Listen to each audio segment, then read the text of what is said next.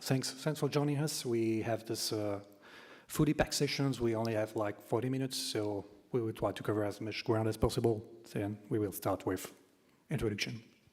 Yeah, my name is Stefan Bergstein. I'm architect working at Red Hat. And we both are not lawyers, so we are technicians or technologists, and still we would like to navigate through the regulations and see what we can do also in context of being more and more sovereign. David? So yeah, as Stefan mentioned, so we're part of the same team. So the field security team organizations at Red Hat, we're not selling product per se, we're not maintainers as well. We could be involved in the upstream project, but the idea is really to discuss with the partners and customers and understand what could be brought back to engineering and make product available at some point. As has been mentioned, we're not from the legal department, so we should have maybe put a slide there saying this, but there is nobody there from legal, obviously, hopefully.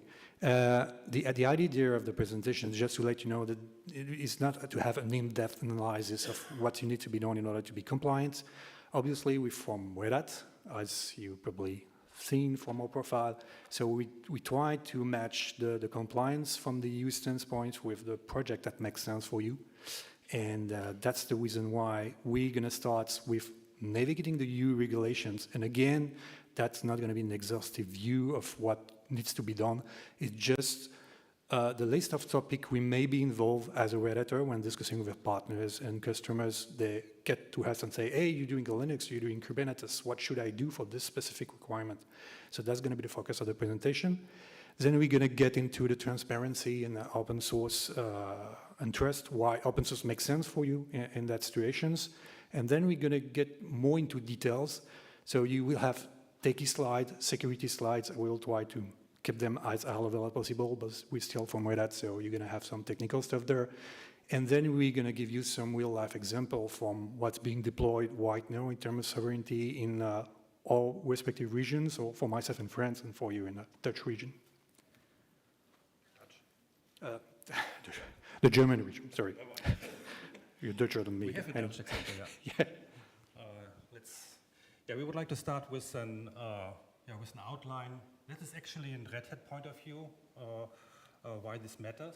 And if you have different point of view, join us. We're at the booth, so happy to discuss that. We think there are four key categories why this really matters. On one hand, security and compliance, operational resilience, economic competitiveness, and trust and transparency. And with security and compliance, we not only mean that we have to now comply to the regulations, but also really to be resistant against all the different kind of cyber threats that's going on. And operational resilience getting more and more important without going now into some political things here, but we have here issues with supply chain, started also with COVID. And the question is now how to become more resilient, maybe independent from maybe some vendors or partners which are eventually bring our business at risk. And the third point, also to be really competitive and have local investments in the EU, in our region here, to retain talent and to really to make investments so that we can really also grow our open source communities here in our regions. And that leads also into trust and transparency, the most obvious here with open source, but it's really building the confidence with partners, with users, so that we have an ecosystem of technology that's transparent and also can be audited by third parties.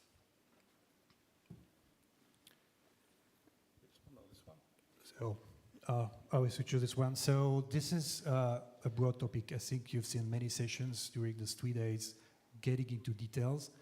So we didn't want to do the same things because, as we mentioned, we're not lawyer, we're not from the legal department, but we just wanted to text the most interesting one and highlight what could make sense for you and what are the spaces where that, as an upstream maintenance and contributors, may be legitimate to begin with. So this one, obviously, I think CRA, we've been hearing about this for the past 3 days. So Cyber Resiliency Act, if you're wondering, if you're concerned, you're probably concerned, but I'm not gonna get into this. There was a better session yesterday about this, I think, I attended.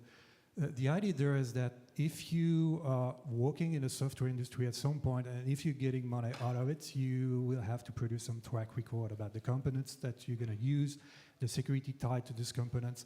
So there is this real notion of tracking what's going on, and if there are some issues with the packages and the components, you will have to have some kind of mitigation plans in order to reduce the risks. So it's interesting because even though you're not concerned by CRA, the tools that you could use there, and there are best practices for everyone.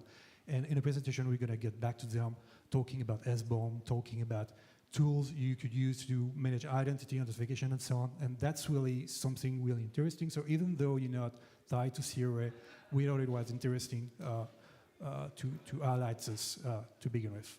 So starting the sovereignty compliance journey, I think the next obvious one is the NIS2 directive. So who's being concerned? A lot of people, actually. So all the EUCS government organizations, they're concerned by the NIS2, has been not enforced, but put in place back in 2024. And what is the difference between essential and important entity? Well, they decided that, for instance, bank, energy, going to be essential. In the meantime, postal service are just important. It's not up to me to decide who's important or essential, but anyway, that's going to help you classify what's going on. And what's being required, and you're going to see this a lot of commonality between all the compliance there. There is something about risk analysis, risk framework, how do you assess risks? And because we're working in the software field, and because that's an open source event, we're going to talk more about what you could use to assess the risk and manage them and what are tools available. Business continuity, resilience, I think that's been mentioned in the keynote this morning as well. And for all this topic there, and I put a little star there mentioning that it's not an exhaustive list. It's not enough to have this to be NIS2 compliant. It's just a topic that Red Hat being consulted about when it comes to the product or open source in general. So what's your point of view on this topic? What are the upstream projects we could work on to solve this? Like you see MFA, for instance, multi-factor authentications. You think about OpenID Connect, you think about Keycloak, and that raises a lot of question and discussion. So I'm not going to get in depth in each and every topic, but just to let you know that we're being involved in all this discussion with customers. So then again, DORA is something that's focusing more on the finance industry. It's basically a layer upon these two, but I think one of the most important differentiator and aspect there is the second bullet point. Here you can see that we're mentioning third-party risk management. What does this mean exactly? It means that when you're working with software vendors, like you have assets being deployed on the public cloud, that's okay, everybody's doing it. But what DORA is talking about is that you should have a plane, just in case, to be able to exit this if some situation arises from a geopolitical standpoint or for any reason. So you should think about it. It doesn't mean that you have no rights to get there.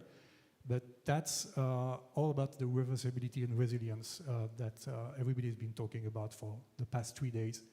So the funny thing is that usually when I have these discussions, and it's people moving from public cloud to private, and then the second step of the discussion is, hey, great, now I'm on Red Hat, but or am I exiting from Red Hat because you're a liability as well, you're an American company, and if I don't want to work with you, what's going on? So our position there is pretty clear. The exit strategy is always upstream, open source. We're doing Linux, we're doing Kubernetes, you're not happy with what we're doing, just have your own distributions, have your own platforms, and that's okay with us because that's the basis of the discussions we have with customers. EUCS, that's an interesting beast there. That's the only one, as you can see, that hasn't been officially released yet. And again, it concerns mostly people that would like to do some kind of sovereign cloud offer for the end users. But in the meantime, I have a lot of discussions, and we have a lot of discussion with customers that are interested about what's going on there, because there are a lot of best practices that you should look into if you are in a position to have a service to serve your internal business unit or line of business, even if you're not targeting end users outside of your organizations, the way you're going to handle authentications, role-based access control, key management, all that stuff makes a lot of sense, and there are a lot of good things there. The issue is that it's quite complex. So right now, the EU country involved in the discussions have not agreed exactly about what should be there, what should be not be there. Some countries are more demanding than others, like French, for instance, because French, they like strike to begin with, so you're gonna miss your flight, and then they like regulation as well, not as much as German, but yeah, that's comparable. So right now, what happens, and we're gonna discuss about this at the end of the presentation, is that countries are doing their own local implementation of EUCS. So you have Second Cloud in France, for instance, that takes 90% of this and apply this locally. And obviously, I would be probably fired if I wouldn't mention but joke aside, this is something that starts coming into the discussion because people are like, okay, I'm being compliant, I'm being GDPR compliant, I just obtained these two, I'm looking into DORA, so what about the I aspect of things? So if you've been looking into our Act, it's pretty massive documents, but there's not that much in it in terms of IT. It's mostly about risk classifications, you know, which kind of AI model you're going to put in place and what are the users that are going to use this. And depending on the classifications that you're going to have, then you will have to put in place a certain amount of security rules, cybersec, and so on. There are some gray zone there as well, because right now, if you look at AI Act doesn't take into account GDPR, because how are you going to remove user data from an LM? If somebody knows, just reach me, we could use this. So that's something that should be in place in 2027, and that's the starting point of the discussion, because we consider that a lot of things are missing there compared to the auto compliance. So what do they all have in common? So resilience, we mentioned this a lot. It has been mentioned during the keynotes. It has been mentioned in other sessions as well. It's not only about a disaster recovery plan or having an high availability clusters or multiple availability zone or region. It's as well, I have a component, I have a platform for my software vendors. Let's imagine for a reason that I do not have access to this anymore, what's my plan to exit? That's all about resilience there. Security about the components themselves, the platforms, but on the software part as well, and reporting, so gather all the data you have and make something out of it. So with that, I'm gonna pass the hand to me. Yeah. Yeah, I would like to elaborate a little bit on the transparency and trust with open source. Makes sense on the Open Source Summit, right? Collect a couple of advantage from our point of view, and I believe most of you are aware of that because we are on the Open Source Summit. First and foremost, the whole thing about flexibility and independence, and David mentioned already possible exit strategies, but if you build for example, your cloud infrastructure without any, with little dependency on providers, you really have really also the option to have long-term planning, to have really being independent and really to minimize the risk of a vendor lock-in that you can't, for example, like you need to do with DORA, have at least a plan to have an exit strategy. And that one key aspect is also to use open standards or de facto standards in various technology areas. What else open source technology and solution bring? Transparency, security. That's also more or less obvious for this bubble here. But we have the complete transparency because everybody can review the code, can look at the code and can reuse the code. And that brings also the option to have really independent audits. And that really also increases the trustworthiness, and the whole transparency is also really supporting the requirement of GDPR. And it means one step further. The next point is also, I mentioned that in the beginning a bit, but this really the economic independence and cost efficiency. And yesterday keynotes was also mentioned, I think that 95% of all the spend is going to proprietary IT software or systems. And yeah, looking at the point that you really can also reduce license costs when you go more and more with open source, I think it's for all of us pretty clear. And this is also really going also to the economic independence. So, because as we heard these last 3 days, we want to support the communities, we want to support the maintainers, and having also the expertise here in our region. Next point, also in general, there are a couple of criteria to, for example, to build sovereignty in sovereign clouds. And it's also not only about technology and things about beyond technology. This means all the things like GDPR, protecting from third-party access, also maybe from other nations, and having the whole data processing EU-based. And yeah, at the end we have 2 examples also from France and Germany with us. Yeah, we all know that open source solutions really support this, the independence and adaptability. Again, the point of future-proofing. So whenever you use open source, and I see that since many, many years, even decades, we have de facto standards like Postgres, Kafka, etc. That means when you use these kind of services, it's really completely fine also to use them on hyperscalers because you could use them somewhere else. So really think about the de facto standards or technologies that you can easily use and build your solution and really evolve also your solution in the long term with the same platform, so that you don't need to spend or plan for migration processes in case you need to plan an exit. Yeah, with that a view into operational and technology sovereignty, this diagram is again in Red Hat point of view, and you're invited to have a discussion or send feedback. Actually, it's from IDC paper, but these are 4 areas or 4 dimensions. There are even 2 more dimensions, but they're more like political, and we are here on the technology conference, which we don't want to discuss here. Starting from the bottom around data sovereignty and really maintaining and having control about all the data that you process, and that you have your own control, and also that from all the different regulations, that these regulations are met. In the technical sovereignty, it's all about running your workloads with little or dependencies really on providers' infrastructure. Interestingly, on Monday was a little bit similar talk from a colleague from SUSE, and there was also a question about hardware. So we can't here answer hardware questions, we are a software company, but so maybe also think about what kind of hardware you want to use in case you run your own cloud services or your own hardware for your applications.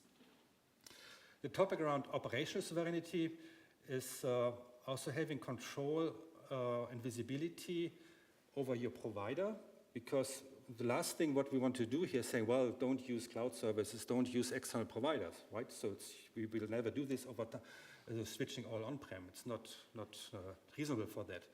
But in case you have a cloud provider, then it's a question, what kind of control and visibility do you have for that cloud provider? And yeah, the fourth one, even one level up to say, well, have you really the ability to verify also the integrity, the security of your provider, so that you can really be sure that this provider brings really the resilience that you want for your critical application. Let's summarize it a little bit. First, the statement here from already some time back, 2021, summarize this in one sentence, really that the digital sovereignty really refers to the ability to have control over your own digital destiny. So, and this is data, hardware, software that you rely on with your community, with your company, with your nation. We brought that example because it's from the Dutch governments, and we're here in Amsterdam. So, yeah. Distinguishing also going further from having 2 aspects: digital autonomy and also digital sovereignty.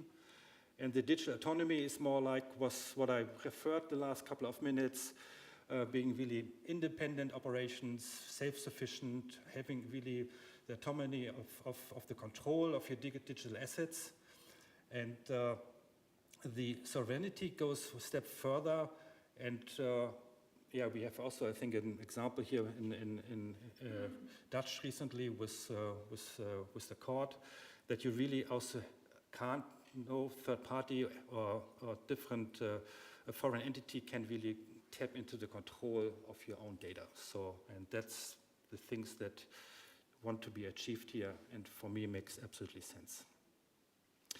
yeah, now we're taking one level down, technology. Take a slide. So only 3 techie slides, so people can put techie slide, they have them. People that don't like them, there are only 3 of them. So the reason why I wanted to focus on security particularly is that a lot of people, they've been hearing about this technology acronym, but few of them know how they interact among themselves. So usually I'm using this slide, or we're using this kind of slide with the customers to remember what's going on. So the very basic stuff, it's a CV, common vulnerability exposures. So that's a dictionary, if you want, a list combining the ID and the exposure and vulnerability for each and every piece of software, each and every package there. It's been there for 25 years, as you can see there. It almost disappeared, and I won't get into detail about this, but the major organizations secured its funding a couple of months ago, so they're back on track, which is fine, because Meter basically is based in the US and is handling this CV organizations. And the good thing and the important thing, at least for Red Hat, is that they are giving to their peers the right to be CNA, so CV numbering authority. So for instance, Red Hat, we have the rights to release our own CV based on the software we contributing to and we're using on our product. So that's an important aspect there, because if you remove this, a big part of the whole security SIEM industry disappear out of the blue, because each and every scanner, container scanners tool, each and every tool you have in the market, they use this at some point. So, but again, that's just a list of ingredients, and now you have to combine this with the CVSS, the scoring systems. And so, yeah, basically you know that salt is not good, but if you take a pinch of salt, that's fine. But if you take 100 of kilo of them, that's not going to be good, and that's where CVSS is going to help you there, and they're going to tell you, yeah, it depends on the context, it depends on the severity or the priority, it needs to be patched. And there was a lot of fuss there in the industry, because some people on one side name the main argument to say, okay, I'm going to scan container images, and I'm the one that's going to flag in red the biggest amount of container image in the market, and hence I'm the best. In the meantime, at Red Hat, we're a bit more pragmatic, because if you're flagging a Linux container image because of a CUPS driver vulnerability, yeah, who cares? We don't care. So we're putting this in a CVSS score and explain why, for us, that's not critical. And yeah, maybe that's an issue, but nobody's going to ever install a printer driver on a container, as far as we know, in production. So that's basic. If you don't have this, if you don't know this and working in the Linux industry, you should look into it, definitely. And then I think SBOM is fine. And I was happy to hear SBOM a lot during those 3 days. What I didn't hear a lot was VEX. That's a bad point, because again, SBOM, if you want, that's the cooking ingredients there in the spa market, and SBOM is the cooking recipe. What I need to do a cake, what are the ingredients that needs to be to do a cake or whatever, an omelette, for instance. But then again, you don't know if the food is poisonous or not. In order to do this, you need to have the VEX. So if you have an SPDX for SBOM, then you will have the CSAF profile, because SBOM in itself, as you know yourself what's poisonous or not, or you have to use that kind of things. So many software vendors, they're releasing this, but it's better for you as an organization with your own softwares to take this tool for yourself and have the control on them, and you have your own SBOM, and you have maybe your own VEX that you could rely upon. So ideally, you should have all this. Most of the people, they're like, yeah, I flagged all the CVE, and I'm done from a security standpoint, and no, you need a lot of more stuff. And basically, people that are concerned about CRA, they will have to deploy all that stuff at some point if they're working in the open source world. So that's the basic stuff, let's say. Then let's go to a bit more advanced parts. So now you know what are the ingredients you're using, you know what the recipe is, you know, is the cake going to kill you or not, which is fine. Again, when you're working in the software industry, the software life cycle, the supply chain is super complex and super heterogeneous for everyone. So what about being sure that the recipe you give to your daughter or son, for instance, to do a cake using the exact same recipe? I did not ask to ChatGPT or YouTube video to replace completely your recipe, so you want to be sure it's using this recipe.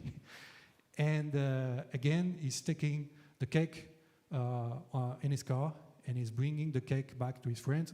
You want to be sure that nobody took the cake in the car and replaced it with another cake when it lands at the party. So that's what SIG-Store is all about. So I think our colleague yesterday, Vincent, mentioned SIG-Store. So everybody's talking about SIG-Store, but SIG-Store is quite complex because that's an umbrella project for many, many other projects below. So what you're going to do basically is you're going to use for instance, identity could be OpenID Connect. And then with this full SEO, we're going to give you a temporary key, a certificate. And with this certificate, you're going to sign your artifact or your Git commit or whatever. And you will put this in a tamper-proof ledger. When I mean tamper-proof, that's really tamper-proof because we're using the Merkle tree, the same one that you're using in Bitcoin, for instance. So that's the same ledger technology we're using. And the good thing there is that at any point in time, you can verify, like with a GPG key, that's artifact has been done, has been committed, but this image has been by this developers, and you could check this all over the supply chain and be sure that things are running smoothly. So I strongly encourage you to look into this. It's not that complex to put in place. It is really a way for you to guarantee that the software that you're going to develop going to be guaranteed till the end of the chain.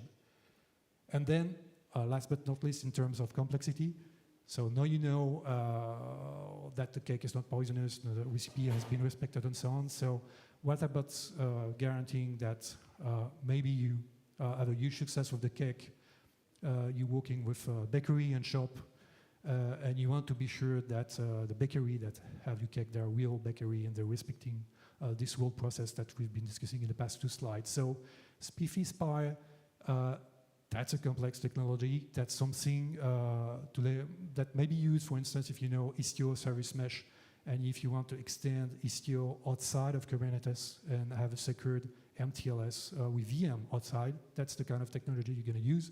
So few people are deploying this, but it's just to let you know that there are technology in upstream as well that you could use to have components being secured with CVE, CVSS. Then you sign your own artifacts and container images, and then you guarantee that your applications is the one is advertising.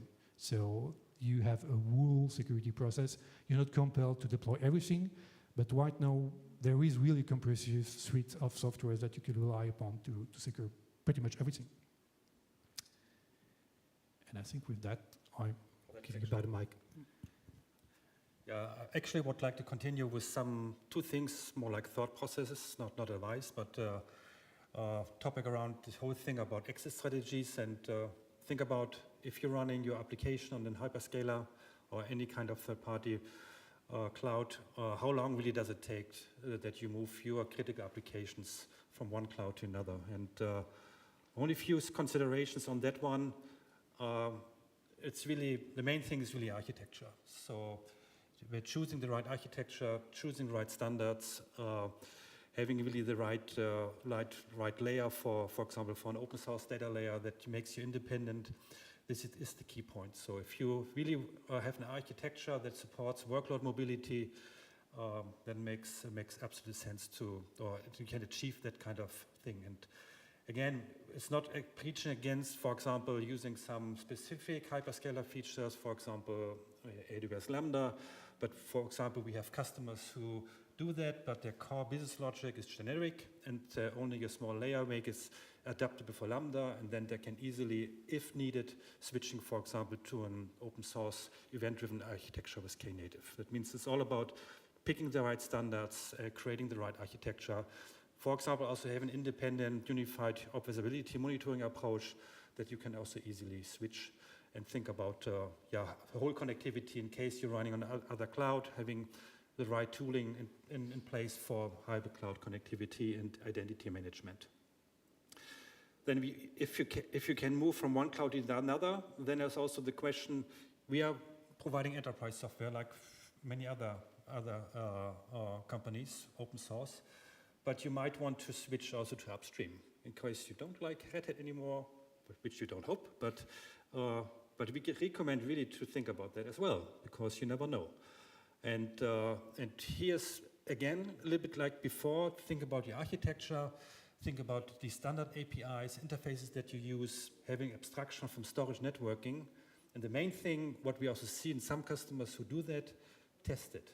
Test the upstream version of our components, of our products, in your regression test, in your CI/CD, so that you can be easily independent if you like. So we invite you for going to upstream any day. Let's see, took consideration really to be really flexible for going out of clouds, switching between clouds, and switching between enterprise open source software and maybe community versions. Now going to France. So we've been talking about a lot of things there that you should put in place. Most of the time it's pretty theoretical, all we've been discussing about. But in the meantime, because there's a market there, there's some player locally that wish to offer some kind of sovereign cloud landing zone to compete with hyperscalers, to be honest. And here is a slide that comes, well, the contents comes from a sovereign French cloud provider that we have in France that implemented the French declination of EUCS, so the Secnum Cloud. And that's the bullet point they're using for their customers. The reason why, as a customer, you should come and use my service compared to AWS, Azure, and so on. So for them, that's really a way about uncertainty, like we've been talking about the keynote this morning. Like there are a lot of regulation. So GDPR we know, NIS2 we know already. Things are moving quickly. So I think a standard grounds with something already deployed, and as a cloud provider, with my relationship with my customer, I can say, yeah, I will take the regulations as it goes, and I will implement it.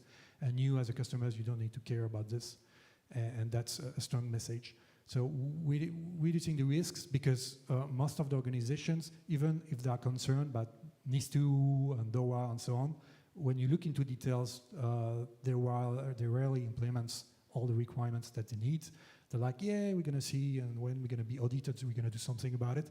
So the idea is to be a little bit more proactive about this, having transparency, control. In the slide, we went quickly through the slide, but most of the time it was said that if organization is coming to you, you should provide some proof about this and that and some auditable content.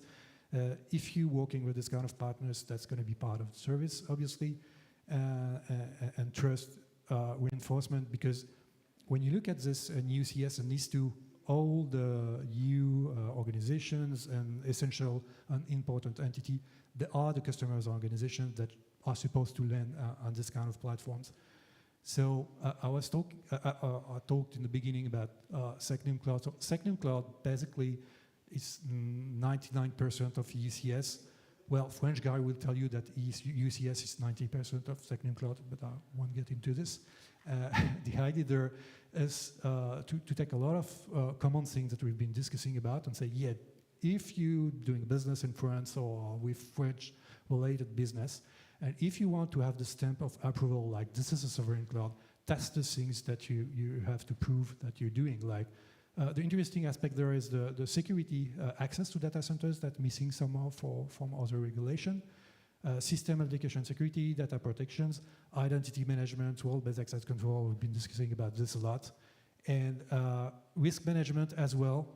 And I think risk management, handling risk, mitigation plan, that's something that's been all on the place. And the interesting one is continuous improvement as well. So you spend 2 years to get this seal of approval. You get it, and then you start over again. It never stops, basically. So you rather have some process in place to keep this updated. Otherwise, you're going to get mad pretty quickly. So right now, 17 cloud providers in France combining infrastructure as a service, platform as a service, and software as a service. They have this stamp of approval. When you look at Kubernetes itself, only one of them has it officially, and that's the one which slide I used before. And pass the mic to Stefan. Yeah, now example from Germany, and hopefully we have maybe next year many other countries here as an example. So some criteria, and this came out of really paper, position paper from the Data Protection Conference, where a couple of federal states and governor entity outlines the must-have and should-have. For completeness, I listed all the bullets that came out of the paper, but I would like to highlight only a few of them because actually they're pretty similar from the French, actually, because the intention is is the same. Like one area like must-have, that there's no risk that third countries can access the provider, really important. And then also that the provider location and processing needs to be in the European Economic Area. And also the whole thing about reporting notification. So in case there's a threat to sovereignty, it needs to be reported. And also the consumer can verify also what kind of software is used. Tying back also to this whole thing about transparency that we discussed in the beginning. There are a couple of should-haves. The first one, transparency through open source and open standards. We all wish it would be a must-have, but it's only a should-have.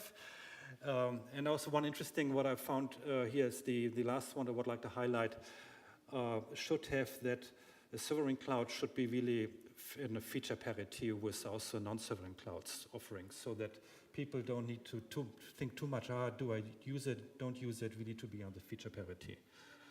Now, this is now the must-have and should-have, and I brought one example, and that's just an example, an open source example from SysEleven, and it's certified really for a sovereign cloud stack. That's a definition that's out there, and really solutions are really hosted and also locally, and also certified under this ISO standard, and showing obviously also the GDPR. Good is also that this company is a member of the CNCF and also certified Kubernetes provider. There are a couple of collaborations also with other entities to provide really these kind of cloud services for the public sector.